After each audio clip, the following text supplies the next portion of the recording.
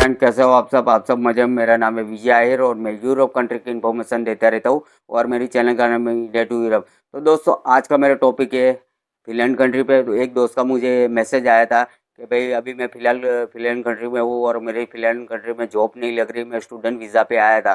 तो मैंने उसको कॉल करके पूछा कि भाई फिनलैंड कंट्री में आप गए थे तो कितना खर्चे करके गए थे और फिनलैंड कंट्री में आपके लिए क्या ऑप्शन देख के गए थे। बोले फिनलैंड कंट्री में मैं अच्छी सैलरी, अब सब कुछ अच्छा देख के गया था। स्टूडेंट वीज़ा में जॉब ईज़ी मिल जाती है और कहने का मतलब कि 2-3 हज़ार यूरो तक हम कमा सकते हैं, वो देख के मैं सब कुछ गया था। और फिनलैंड कंट्री में अभी फ़िलहाल मैं गया हूँ तो फ़िलहाल जॉब नहीं मिल रही मेरे को। और फिनलैंड कंट्री में क्या होता है कि जैसे इंग्लिश लैंग्वेज तो बहुत कम चलती है, फिनिश लैंग्वेज ज़्यादा चलती है और फिनिश लैंग्वेज होती है तो तुम्हें ईज़ी जॉब मिल जाती है। बाकी जॉब मिल ही जाती है पर जॉब कम मिलती है। कहने का मतलब कि अभी फ़िलहाल जॉब है ही नहीं।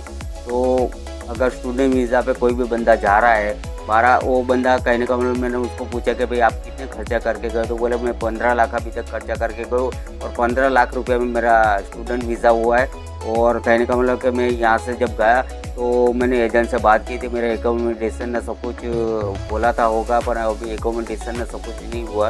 तो फिलहाल वो बंदा क्या करता है कि कोई समझ लो कोई गुजराती कोई इंडियन मिल गया है तो उसके हिसाब से अभी फ़िलहाल उनके घर पे रहे, नहीं तो उनको क्या बहुत सारा प्रॉब्लम हो जाता है रहने के लिए। तो दोस्तों, कहने का मतलब कि आप 12-15 लाख रुपया खर्च के फिनलैंड कंट्री में जाते हो और फिनलैंड कंट्री में अगर आपको पढ़ना ही मकसद है तो बात अलग ही है। अगर आपका मकसद पढ़ना नहीं कमाना ही है, अगर कहने का मतलब कि हर कोई बंदा जाता है कमाने के लिए जाता है, पढ़ने लिखने का तो समझ लो कुछ, कहने का मतलब पढ़ने लिखने जो जेन्युइन जाता है वो तो बात बराबर, बाकी पढ़ने लिखने का बहाना ही होता है हमारे लिए। हमारा सबसे मकसद होता है कमाना ही। तो कहने का मतलब अगर तुम्हें कमाना ही पर्टिकुलर जाना है तो वर्क परमिट पे जाओ। और कहने का मतलब स्टूडेंट वीज़ा में क्या होता है कि आप 15 लाख रुपया अभी आपने डाला, 15 लाख रुपये में जो भी बंदा अभी गया उसने 15 लाख रुपया डाला है। अगर कहने का मतलब अभी फ़िलहाल जॉब नहीं है और वो उसको 15 लाख रुपये रिकवर करते करते करते कितना टाइमिंग लग जाएगा, और टाइमिंग तो लग जाएगा पर दूसरे सेमेस्टर की फ़ीस भी आ जाएगी बराबर। एक साल होते ही कि जैसे सेमेस्टर की फ़ी हो गई, या तो 6 महीने के बाद में या तो 1 महीने के बाद में उसका फ़ीस आ जाएगी 1 साल की। तो कहने का मतलब फ़िलहाल तो अभी कुछ ही इनकम नहीं हो रही है। कहने का मतलब अभी तो जो भी खर्चा है वो घर से वो निकल रहा है बंदा। तो कहने का मतलब कि फिनलैंड कंट्री में अभी फ़िलहाल जॉब नहीं है, स्टूडेंट वीज़ा पे जाते हो तो अभी जॉब नहीं। जो भी बताते हैं बड़े-बड़े यूट्यूबर के, जो भी होता है कि फिनलैंड कंट्री में 2000-3000 ही तो कमा सकते हो, इज़ी जॉब मिलती है, तो इज़ी जॉब नहीं मिलती। अभी फ़िलहाल जॉब है ही नहीं है। फ़िलहाल कहने का मतलब कि अगर तुम्हें फिनिश लैंग्वेज आती है और काफ़ी टाइम से हो तो आपको जॉब मिल जाने का चांसेस है। नया-नया बंदा जाता है उसको जॉब लगने का चांसेस कम है। और कहने का मतलब कि अभी इस टाइम पे फिनलैंड कंट्री में 1000 यूरो भी कमाना बहुत मुश्किल हो रहा है। जो भी बोलते हैं, कहने का मतलब कि अगर 3000 यूरो आपको सैलरी भी देते 2000 यूरो, तो आपका बाकी का समझ लो कि खर्चा होता है, रूम का रेंट होता है, टैक्स होता है और आपका खाने-पीने का खर्चा होता है और बाकी का आपका ट्रांसपोर्टेशन का खर्चा होता है, जैसे मोबाइल का खर्चा होता है। तो बचता कितना, बचता कुछ नहीं, 600-700 यूरो बचता है।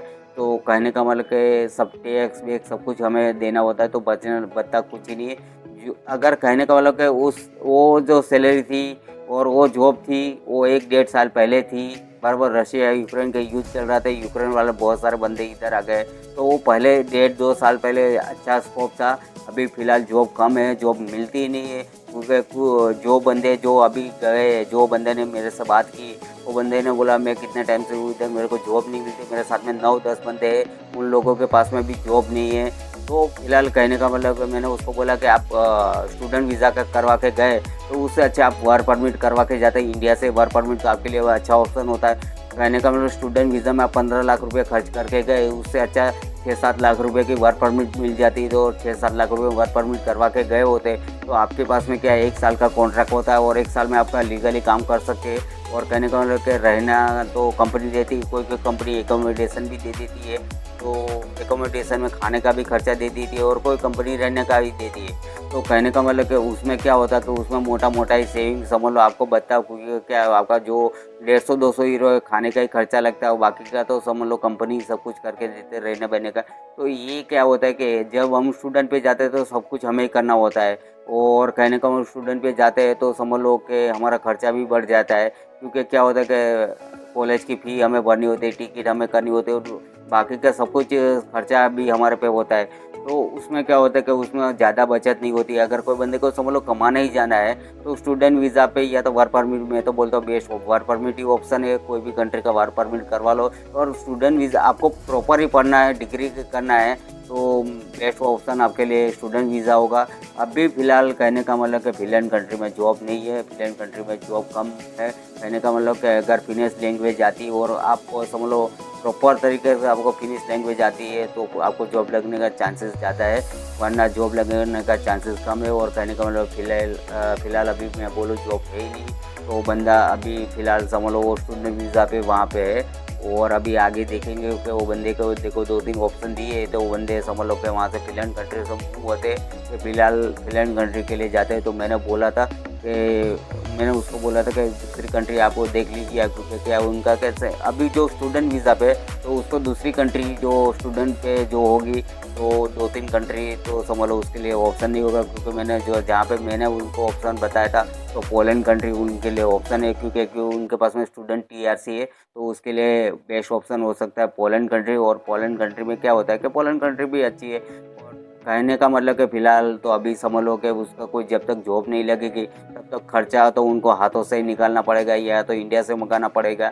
या तो फ़िलहाल जॉब नहीं होगी तो इंडिया से ही मंगाना पड़ेगा, और या तो फिर अपने सेविंग में से उसको पैसा खर्च करना पड़ेगा। तो कहने का मतलब कि अभी फ़िलहाल जॉब नहीं है फिनलैंड कंट्री में।